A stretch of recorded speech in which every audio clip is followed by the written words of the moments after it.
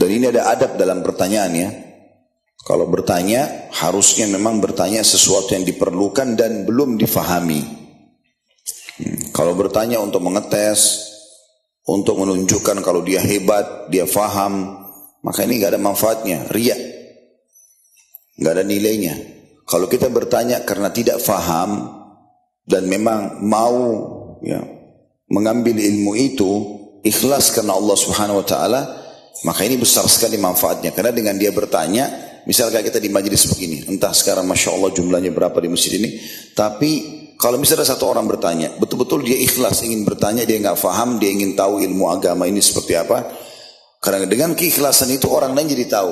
Anggap di masjid ini misalnya dari pertanyaan itu selain penanya mengamalkan tentang sholat malam misalnya, mungkin ada yang dengar dari sekian 500.000 orang yang hadir misalnya, 2 orang aja yang amalkan, maka dia panen pahalanya. Karena dia penyebab orang jadi faham, oh ternyata harus begini. Tapi ikhlas.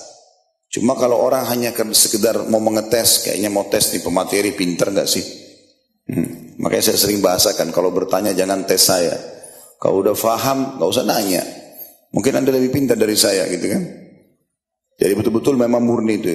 Kemudian juga jangan hanya sekedar mau tunjukkan kepada orang kalau dia hebat. Maka kadang-kadang keluar bahasa-bahasa yang mungkin tidak semua jemaah faham, gitu kan?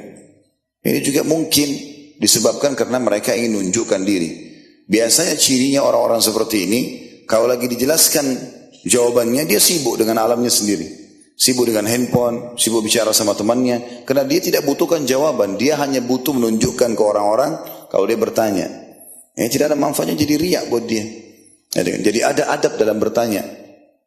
Nah, para sahabat memberikan pelajaran kepada kita ridwanullahi alaihim. Mereka bertanya kepada baginda Nabi SAW hal yang belum difahami. Dan memang bagus untuk bertanya. Sampai pernah ada seorang wanita dari Ansar mengatakan, ya Rasulullah, namanya Asma radhiyallahu anha. Tentu ini Asma bukan saudarinya Aisyah radhiyallahu anha, tapi Asma yang lain dari orang Ansar mengatakan, ya Rasulullah, sesungguhnya Allah tidak malu menjelaskan kebenaran. Dan saya butuh jawaban, apakah wanita juga mandi junub kalau dia mimpi? Maka kata Nabi SAW, iya, kalau dia mendapatkan kemaluannya basah. Ini sensitif, tetapi masalah agama. Kalau nggak ditanya nggak faham, gitu kan? Dan akhirnya karena ketulusan Asma bertanya, sampai hari ini di buku-buku hadis dinukil. Dan sampai hari ini banyak muslimah memahami hukum itu. Dipelajari. Dan entah Allahu alam sampai kapan Allah menjaga ilmu itu. Karena Allah akan angkat ilmu itu menjelang hari kiamat. Maka semua orang yang faham hukum karena pertanyaan Asma dapat pahala. Kan itu. Maka ini pelajaran penting, gitu kan.